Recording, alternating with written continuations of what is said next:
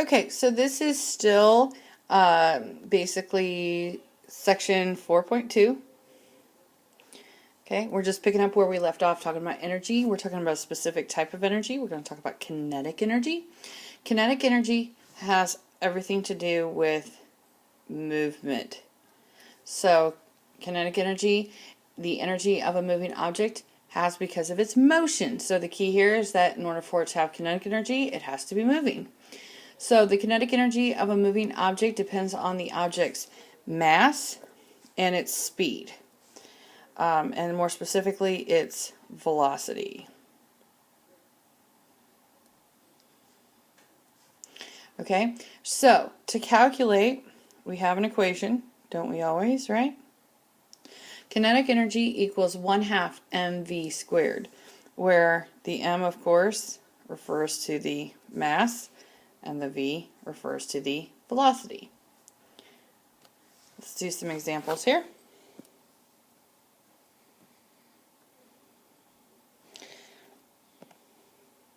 So we know our equation is going to be kinetic energy equals 1/2 mv squared. And this equation is not too bad, it's just the whole square thing can get a little tricky.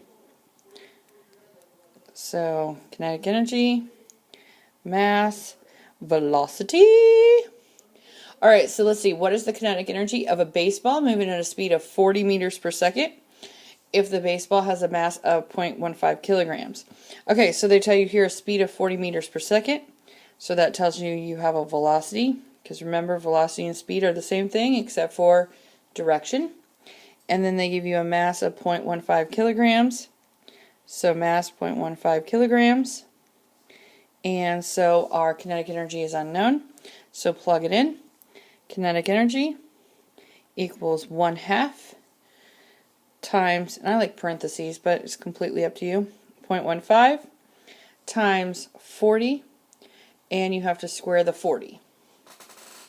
So, order of operations say that first you have to square the 40. So, kinetic energy equals 1/2 times 0.15. And so we have to square the 40. So, 40 squared is 1600. And now, and of course you can plug in 1/2 in your calculator as 0.5 if you want to do it that way. Or you can, there's a couple different ways you can do this. You can take these two numbers, multiply them together, and then divide by 2. It's up to you. Either way, 0.5 times 0.15 times 1600. Well, let's see if I can plug it in my calculator right. 0.5 times 0.15 times 1600. I get 120. And your label would be joules, because it's energy.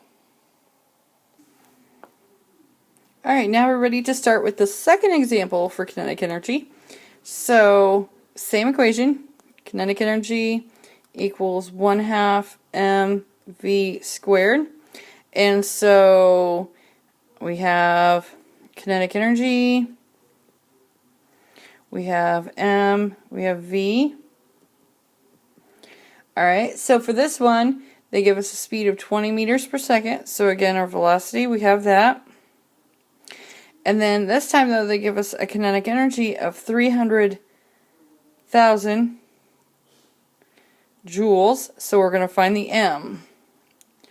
Alright, so we have 300,000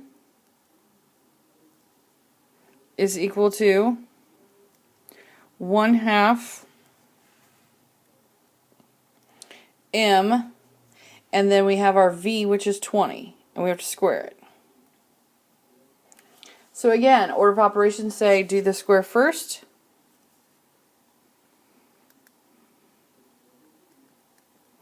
So 1/2 m 20 squared would be 400. Now, I'd go ahead and I would take half of 400. So 300,000 equals 1/2 of 400 would be 200.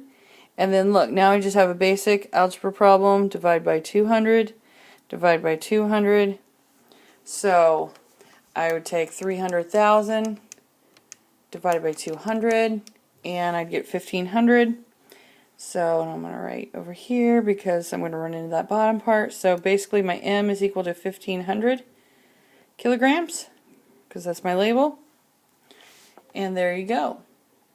Alright, one more. Okay, so this is probably the hardest type of problem that we'll have. Kinetic energy is equal to 1/2 mv squared. And let's see, so we have the kinetic energy, we have the m, and we have the v. So let's see, they give us 80 kilograms. They give us 400 joules, or I'm sorry, 4,000 joules. And they want us to solve for v this time, which makes sense because that's the only one we haven't solved for yet. Well, here's the thing. So you have 4,000 equals 1/2 m is 80 v squared. Okay, so our variable though is squared. That's what makes it different this time. Well, we have our 4,000. Half of 80 would be 40 v squared. Again, keep solving it like our v is just a v, our v squared is a v. So let's see. That's going to be what, 100? Right? Okay, and so now we have a v squared though. So to get rid of a square, you just take simply the square root of both sides. So that means v in this case is going to be equal to 10, and we would label it meters per second. So this is kind of the key step here, is that you just have to make sure that you divide each side, but you can't just leave it as 100. You would have to take the square root of both sides. So that's the basic gist of kinetic energy.